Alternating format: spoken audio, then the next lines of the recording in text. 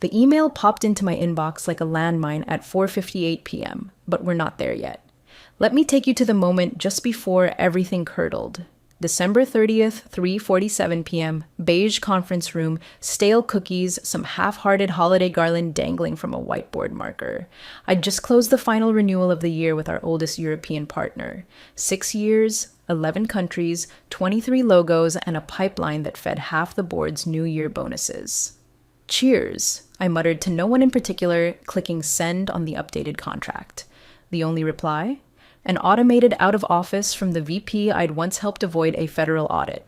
Back in my office, if you could call a glass box with a dying pothos plant and a chair that squeaked like a haunted doll an office. I pulled up the equity dashboard again, even though I knew the numbers by heart. December 31st, 12 a.m. Eastern. My final vesting tranche, the one that turned 6 years of 3 a.m. flights, silent weekends, and lost birthdays into something tangible. Just one more day and I'd cross the finish line with 2.5% of Virexon Technologies. Not that anyone was lining up with cake. The mood in the building was what I'd call performatively festive. Someone in marketing had duct taped a paper menorah to the printer, and sales was already 2 white claws deep. Meanwhile, HR hadn't made eye contact all week, which for them was practically a siren. Still, I gave myself permission to feel something like optimism, tired, wary optimism, the kind you sip carefully like bad champagne. I remember looking down at the company Slack and seeing the little holiday messages trickling in. Most were scheduled posts. Wishing you rest and joy. See you in 2024. One was from Tanner, the CEO who hadn't spoken to me directly in 3 months, but somehow found the time to send a blanket message about teamwork. I rolled my eyes so hard I saw next quarter. Honestly, I thought they'd at least pretend. A handshake. We appreciate everything you've done, maybe even a bottle of wine if someone in ops remembered. Instead, it was weirdly quiet. Too quiet. No all hands, no wrap-up. My meeting invite for the year-end performance review had quietly disappeared from my calendar. Rescheduled for Q1, the note read, which didn't make sense. There wouldn't be a Q1 for me, not in this role. Hey, by the way, if you've made it this far, do us a favor. Hit the like button and subscribe to the channel. 97% of people listen without subscribing, and it really helps the team keep stories like this coming. Thanks. Around 4:20, my CRM access got glitchy. I couldn't see the deal pipeline anymore. My login still worked, but when I clicked through, I got a permissions changed banner. I messaged IT, radio silence. I figured maybe they were already drunk, or maybe I was overthinking it. But then I checked my Outlook access logs. Something had changed. My permissions had been adjusted 17 minutes earlier. Not removed, just clipped. Like someone cutting a string just enough that it doesn't snap until you lean on it. At 4:37, a ping. Urgent. EOD check-in from HR. My stomach dropped like an elevator with a snapped cable. The timestamp told me everything I needed to know. EOD. End of day. They were waiting until the final possible moment before Kobe on December 30th. I glanced back at my equity dashboard, then at the email, then at the ticking clock in the bottom right of my screen. 4:58 was coming, but so was Section 11C. They just didn't know it yet. December 30th started like any other year-end crunch day. Slack was full of canned gratitude, the office smelled like stale coffee and cinnamon-scented lies, and my to-do list had 3 things. Finalize the Denmark renewal, send a thank you package to the Berlin lead, and back up my files just in case. I'd done that last one every December for the past 6 years, not out of paranoia, but out of habit. You build enough partnerships across time zones, you start to expect people to forget you exist the second your name isn't on their calendar. I just never thought it would be my own company that forgot. At 9:14 a.m., I logged into our CRM to prep notes for my Q1 planning review. That's what they'd renamed the usual year-end performance meeting. I was supposed to walk leadership through the pipeline I'd spent 6 years engineering. Except when I clicked through to my own accounts, it showed no data. I blinked, refreshed. Tried my login again, same result. I pinged Nate in IT. Hey, did access protocols change for CRM visibility? His reply came 6 minutes later. Not that I know of. Could be end-of-year maintenance, I'll look into it. He didn't, or couldn't. Either way, I never heard back. At 10:23, I checked my calendar again. The review meeting had quietly disappeared overnight. No update, no email, no placeholder. Just gone. I reached out to Jenna, my old friend in finance, on Teams. We still on for the 11 a.m. with ops? No reply. She didn't even open the message. It wasn't until 11:45 that I saw her in the hallway, walking fast, eyes scanning like a hunted deer. She pulled me aside, whispered without making eye contact. Your name's not on the 2024 planning doc. I didn't see it when we locked in comp projections. It just wasn't there. I stared at her, stunned. That's not a mistake. She looked like she wanted to say more, but just shook her head. I didn't see it. That's all I'm saying. I knew the drill. HR always cloaked their scalpel in restructuring or realignment. Never mind that I owned half the international pipeline and was the only person who'd met 3 of our EU partners face to face. Suddenly, I wasn't even worth a spreadsheet row. The silence from upstairs was louder than a fire alarm. Not one exec had emailed, messaged, or even looped me into a thread that day. It was like someone had erased me in pencil and just forgot to blow away the crumbs. So I did what you do when your gut starts screaming while everyone else smiles. I got methodical. I pulled out my original employment contract, the messy, over-negotiated one from the Series B disaster era, the one I'd fought for when everyone else was just happy to be employed. I remembered that it had a clause, one no one ever talked about because it only triggered in the case of a certain kind of termination.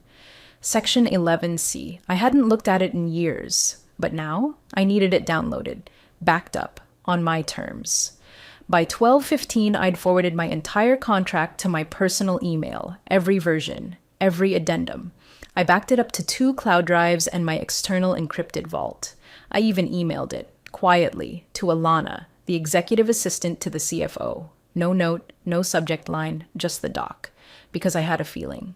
The kind of feeling you get right before the storm hits, when the clouds stop moving and the air goes too still. By 2:42, I was just waiting for the wind to change. The subject line said it all. Urgent EOD check-in. Please acknowledge. Sent at 4:47 p.m. on December 30th, like they were racing the damn clock. It came from Rachel in HR, who once cried in the break room over her cat's thyroid pills and now couldn't look me in the eye when we passed in the hallway. I stared at the screen for a few seconds longer than necessary.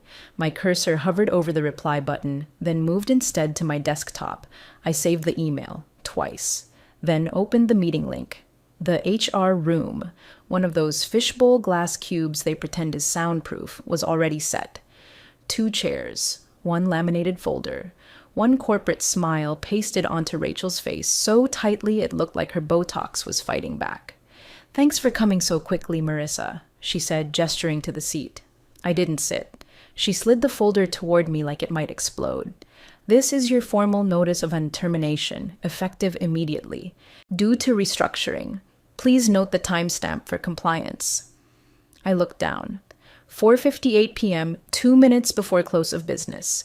2 minutes before the door to December 31st, the final vesting trigger, would shut forever. Except they didn't realize they'd just kicked it wide open. I didn't blink, didn't argue, didn't even pretend to read the letter. I just let the silence stretch until Rachel started fidgeting with her pen, like she'd forgotten which hand was dominant. Then I said it. Thank you for putting that in writing. She flinched, just a little. The kind of flinch people make when they realize the chicken salad they just ate might have been expired. I'll need your badge, she said too quickly. I handed it over, slow and quiet. No need to return to your desk, she added. We've boxed up your things. Of course they had. I stepped out into the hallway, and that's when I saw Jenna standing by the elevators. She wasn't looking at me, she was looking through me, the same way you look through someone who's already been erased from the system. I didn't speak. I didn't have to. By 5:01 p.m., I was in the parking lot. The winter air hit like a slap. My phone buzzed. A mass holiday message from Tanner, our CEO. Thanks to everyone who helped make 2023 unforgettable. Here's to leaner, smarter growth in 2024. I laughed. Out loud. Alone in the dark, next to a cardboard box of my own coffee mugs and expired security lanyards. I laughed like I hadn't laughed in years. Because I wasn't angry. I was ready. They thought they'd pulled the rug out from under me 2 minutes before midnight. But the thing about a rug? Sometimes there's something hidden under it, and in my case, it was Section 11C. I drove home with the heat off, windows cracked, just to feel something sharp against my skin.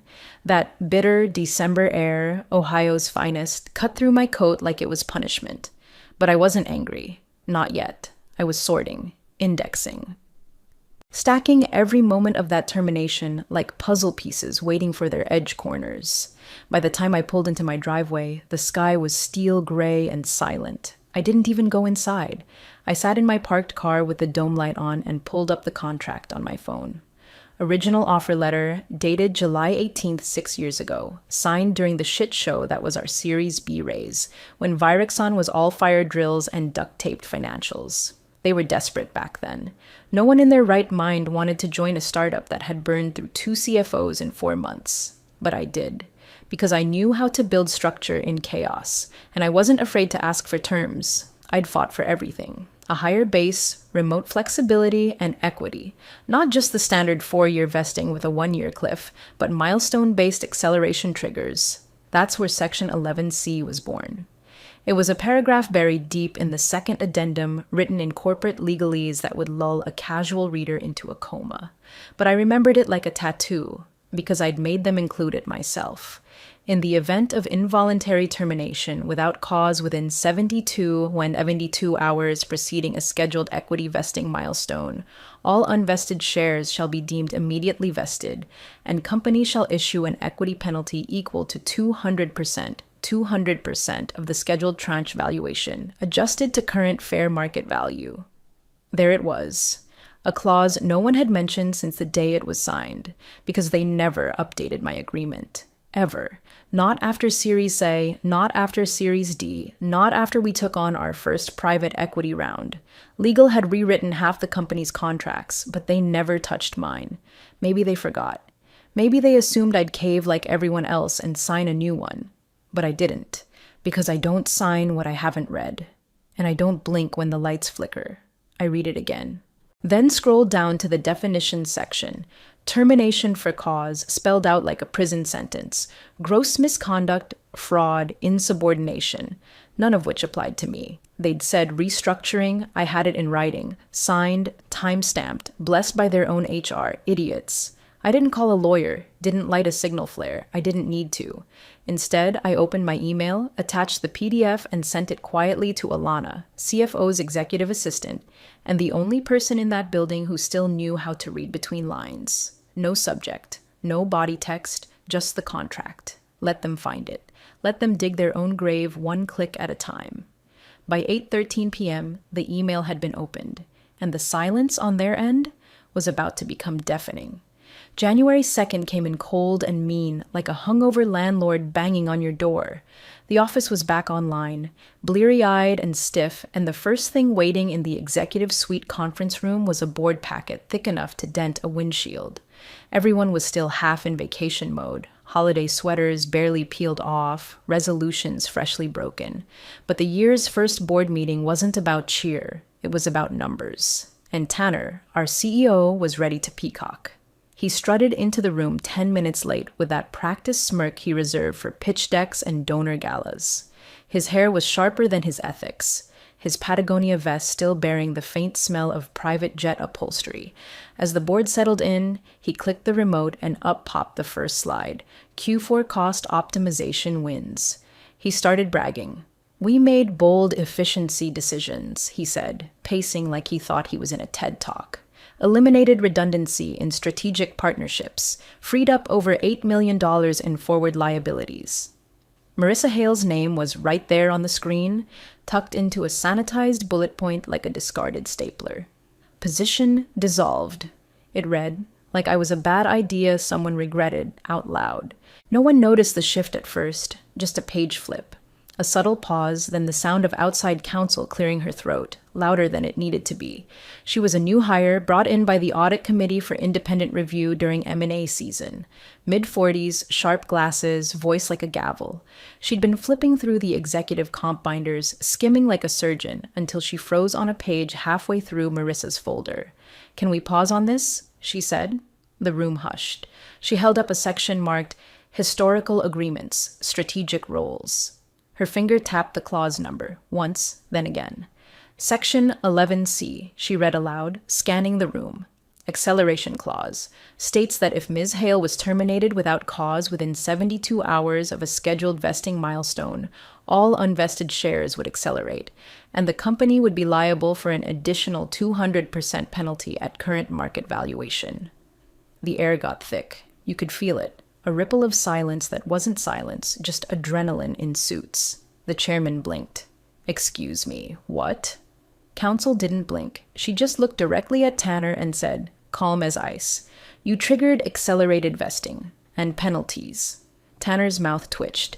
"That can't be right. That clause was never amended," she interrupted, flipping another page. "No updated contract filed. You issued a termination letter on December 30th at 4:58 p.m. Her milestone was scheduled for January 1st, midnight. You landed within the 72-hour window." He glanced at the GC. She looked down. Of course she did. She hadn't reviewed it. Nobody had, because they assumed she was just another name on a spreadsheet. Then came the next slide, one no one had planned. The updated equity cap table. Compliance had uploaded it per investor policy. Marissa Hale, 2.5% equity, fully vested as of Jan 1, plus penalty trigger. An older board member did the math on paper like he didn't trust the screen. His lips moved as he calculated. "North of 12 million, he whispered. No one spoke. No one asked where Marissa was, because they all knew. She was nowhere near that room, and still, somehow, she owned it. The moment the outside counsel closed her binder, the air turned lethal. You could practically hear the pulse spike in the CFO's neck as he leaned forward, eyes locked on the clause now projected on the center screen. Section 11C stared back at him like a loaded gun they'd handed to Marissa themselves. Safety off. He adjusted his tie, glanced toward the back of the room where his junior analyst had parked herself beside the printer with a laptop and 3 Red Bulls. "Pull up the cap table," he said, voice tight. "I already did," she replied, eyes wide. "It's in the packet. Page 23. He flipped to it, his face drained. There it was. Hale, Marissa, 2.5% equity. Final tranche, Dec 31, 2023. Status, fully vested. He blinked again, slower this time, like his brain was trying to reboot and pretend it didn't just see the words vested and penalty clause on the same line. "She doesn't just get her shares," he muttered, more to himself than anyone else. "She gets 200% of the final tranche, and that's based on the new valuation." The new valuation. That was the kicker. Because buried in the draft M&A term sheet they'd celebrated just days before, champagne corks, victory LinkedIns, golf invites and all, was a number. A shiny, bloated number agreed upon by both sides during the preliminary diligence phase. $407 million. That was the number used for equity modeling. That was the number baked into the compliance updates. And that was the number that now made Marissa Hale one of the most expensive, redundant employees they'd ever fired. Tanner, still trying to regain control, waved a hand like he could erase the whole thing. "Let's be reasonable. This was an honest oversight. We can revisit the valuation. The clause is ambiguous." "It's not ambiguous," counsel said, deadpan. "You triggered it. And the updated cap table was automatically sent to the investor group at midnight January 1st. Per compliance, they've already seen it." The room went dead. No one said her name, but they didn't have to. Every eye in that room, legal, finance, board, was picturing the same person. Marissa, calm, precise, always early to meetings, always last to leave. The one who never raised her voice, never played politics, never asked for a raise she didn't prove 6 times over. The one they let go like a line item. And now? She wasn't just fully vested. She was owed 2.5% of a $407 million valuation, multiplied by 2. One board member actually stood up and walked to the whiteboard, calculating silently with a marker. "Roughly $12.6 million total," he said finally. "And you told the board her position saved us 8. The silence returned. Only now it had teeth. The kind of silence that grinds reputations into dust and makes executives check their inbox for legal shields. Tanner tried one last time. "Let's get ahead of this. We'll make a private offer. Get her to sign a confidentiality." "She didn't reach out," counsel snapped. She sent the contract. No commentary, no demand, just the clause. That's not someone looking to negotiate. That's someone telling you it's already done. Someone shifted uncomfortably. Another coughed. A few avoided looking at the cap table still glowing on the screen like a scoreboard. Because it was done. The clock struck 4:58 and she'd let them walk straight into their own ambush. Quietly. Legally. Fatally. And now? Now the whole room had to explain to the investor group how they tried to save $8 million and lost 12. The first crack came from the audit committee. They weren't loud about it. Never are. They just asked for access to the communication chain between executive leadership and HR regarding all terminations completed between December 15th and December 31st. Standard due diligence, they said. Just a little belt-tightening transparency for the new year. But the moment legal started sifting through the audit trail, something shifted. It wasn't just the clause anymore. Now it was intent. By noon, 2 interns and an associate counsel were scrolling through archived email chains and Slack threads that Tanner and HR never thought anyone would revisit. They weren't even hidden, just buried under layers of smug assumptions. And there it was. Time-stamped December 28th, 6:42 p.m. Subject line, Q4 expense optimization, final cuts. From Tanner Caldwell. To Rachel Weber, HR, CC, CFO, GC Body. If Hale's letter goes out before COB on the 30th, we shave $8 million from the projected equity burn. Miss that? And it vests. Let's get this wrapped. No euphemisms, no legal buffer, just a goddamn smoking gun with his name on the handle. Rachel replied 15 minutes later. Draft ready. We'll schedule 4:45 Friday to ensure we land inside the 72 window. Final PDF will include restructuring language. That threat alone turned what could have been dismissed as HR oversight into proof of calculated action. And intent is everything when you're staring down the barrel of a clause like Section 11C. By 2:17 p.m., the board chair called an emergency side session. They met in the glass war room next to the main conference space. Blinds drawn, phones off. The CFO was already sweating through his shirt by the time he got there. Legal walked in carrying the printed thread like a warrant. "What the hell am I looking at?" the chair asked, his voice low and flat. Tanner tried to shrug it off. "Look, we were just trying to be prudent. $8 million in equity liability is..." "You called it a savings," the chair snapped. "You literally referred to it as a savings if she was removed that day. Was this disclosed during year-end planning? Did any of the December filings reference potential equity triggers?" No one answered. They didn't have to, because they all knew the answer was no. They hadn't just screwed up, they had lied by omission to the board, to the auditors, and worst of all to the investor group, who'd been promised a clean slate entering the M&A phase. At 3:04 p.m., a notification pinged the GC's laptop. Request for special meeting, Investor Oversight Committee. Attached was a signed petition from 6 of Virexon's top equity holders. They wanted a full breakdown of executive compensation decisions, retroactive to November. They also wanted outside counsel to handle it, not internal. Someone cursed. Another person stood and walked out. Because once investors smell bad faith, they don't care whose name is on the building. They care whose name is on the paper trail. And Marissa Hale's name? It was written across every mistake they'd just made in permanent ink. January 3rd, 9:41 a.m. My phone buzzed once, then again, quiet little vibrations stacked on top of one another like a heartbeat. I was sitting on my back porch, wrapped in an old college hoodie, mug of black coffee going lukewarm in my hands, watching frost creep across the edges of my railing. I'd already gone for a walk, already fed the neighbor's cat, already deleted Slack from my phone and unsubscribed from every Virexon email list. And still, I wasn't ready for that number. 12 folder 18-07. That was the wire deposit, labeled simply as contractual severance, Hale. It landed like a pin pulled from a grenade, except there was no sound, just the surreal stillness of a life detonating in reverse. The penalty payout had cleared, the accelerated shares had converted, and somewhere, a boardroom full of men who never once bothered to learn how to pronounce my last name correctly were trying to figure out how they'd just funded my early retirement. No emails, no apologies, no legal pushback, just silence.